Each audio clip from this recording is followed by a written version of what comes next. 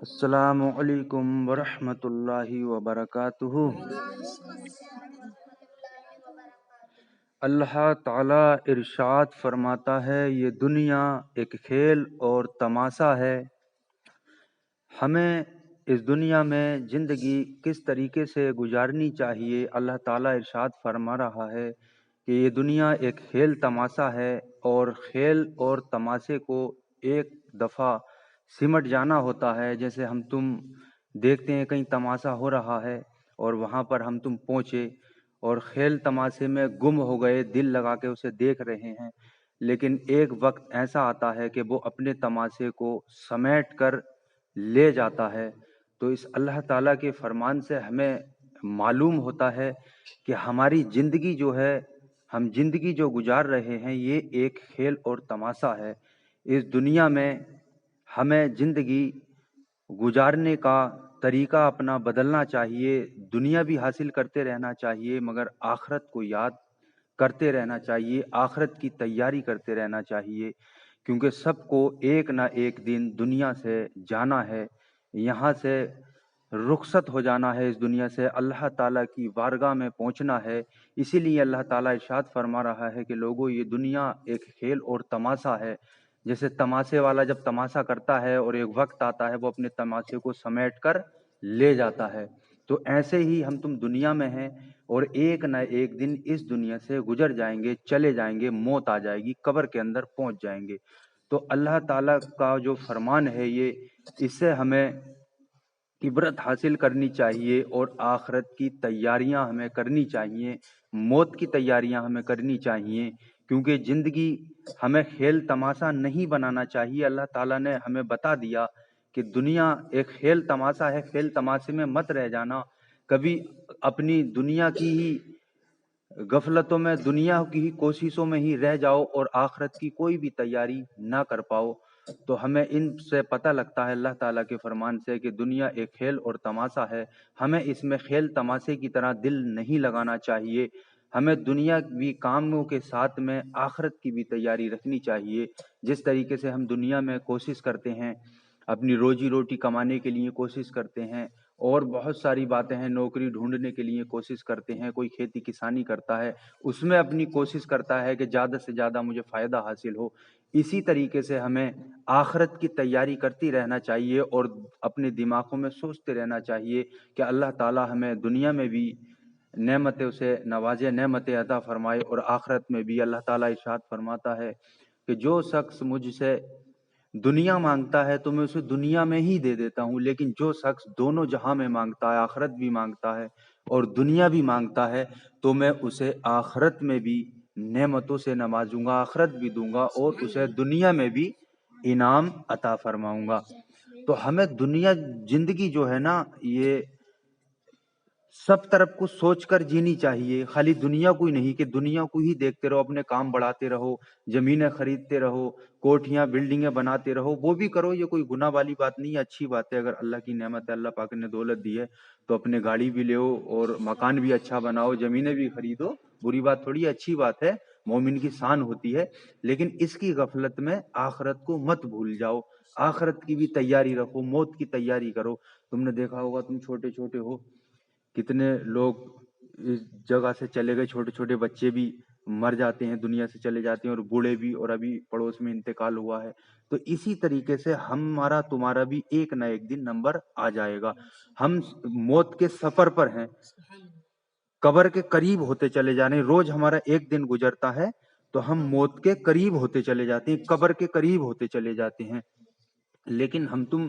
دنیا میں اتنے گم ہیں، اس دنیا کے کھیل تماشے میں اتنا دل لگایا ہوا ہے کہ ہم موت کو یاد ہی نہیں کرتے، قبر کو یاد ہی نہیں کرتے، نمازوں سے دور ہیں، اللہ کی عبادت سے دور ہیں، زکوٰۃ خیرات سے دور ہیں، اسر وغیرہ سے دور ہیں، حرام حلال کو نہیں دیکھ رہے، کیسے بھی پیسہ آئے، دولت آئے، کمانے کی سوچتے ہیں، اپنے پاس کھینچنے کی سوچتے ہیں، چاہے کسی کا دل دکھے، کوئی پریشان ہو، تکلیف ہو کسی کو، ہم تم کو کوئی مطلب نہیں ہوتا، ہم تم کو مطلب دنیا حاصل کرنے کا ہے کہ صرف دنیا حاصل ہو جائے، اچھے اچھے مکان بن جائیں، بڑی بڑی گاڑیاں آ جائیں، نام ہو جائے کہ یار فلاں انسان تو بڑا مالدار ہے، بڑا پیسے والا ہے۔ لیکن اللہ تعالیٰ کی بارگاہ میں جانے کے بعد یہ پیسہ، یا بلڈنگیں یا زمین جو خریدی ہے، مال دولت اکٹھا کرا ہے، یہ کچھ بھی کام نہیں آئے گا۔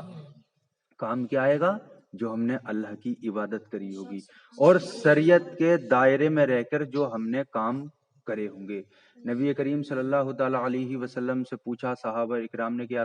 نبی کریم صلی اللہ تعالی علیہ وسلم، اللہ تعالی کی بارگاہ میں سب سے بہتر شخص کون ہے؟ نبی کریم صلی اللہ تعالی علیہ وسلم نے فرمایا کہ اللہ تعالی نے جسے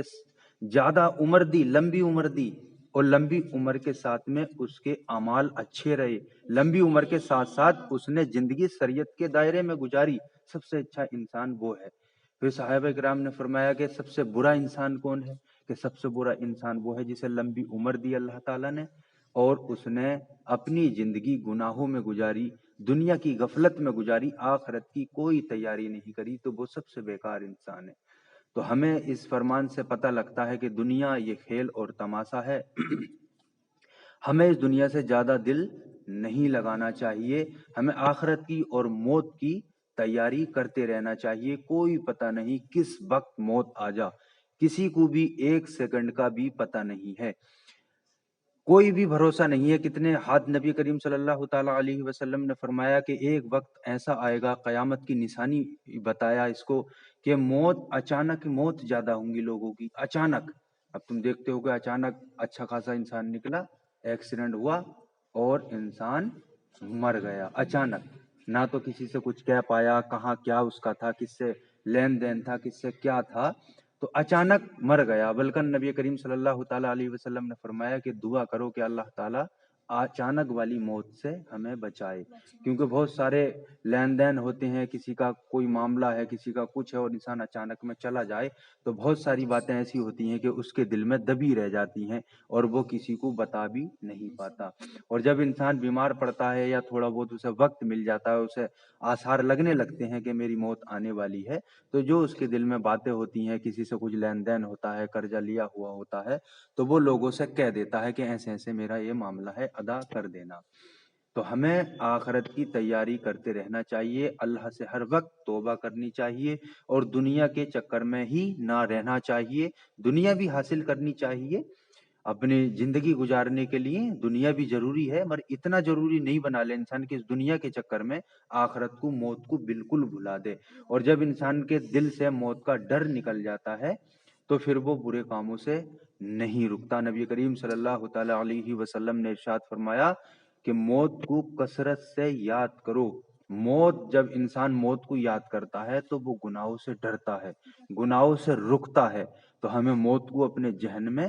رکھنا چاہیے، دماغ میں رکھنا چاہیے کہ ایک نہ ایک دن ہمیں بھی مر جانا ہے اور قبر کے اندر پہنچ جانا ہے۔ اور ہم اگر دنیا سے گناہ کر کے گئے تو اللہ تعالیٰ کو کیا جواب دیں گے،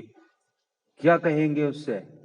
کیا کرا دنیا میں؟ اور جو مال دولت سب کچھ اکٹھا کرا وہ کچھ بھی ساتھ نہیں جائے گا، سب لوٹ لیں گے۔ کسی کا باپ مرتا ہے تو اولادیں تیار ہو جاتی ہیں کہ یہ حصہ میرا، وہ حصہ میرا، اور ماں باپ اولاد کے لیے ہی کرتے ہیں، ادھر کھسوٹا کھساٹی، ادھر لوٹا لاٹی، لیکن آخرت میں کچھ بھی نہیں ملتا، اسے اولاد لوٹ لیتی ہے اور اولاد ہی اس پہ مزے لیتی ہے۔ نبی کریم صلی اللہ تعالیٰ علیہ وسلم نے ارشاد فرمایا کہ تم کہتے ہو یہ مال میرا، وہ مال میرا، صرف 3 مال تمہارے ہیں،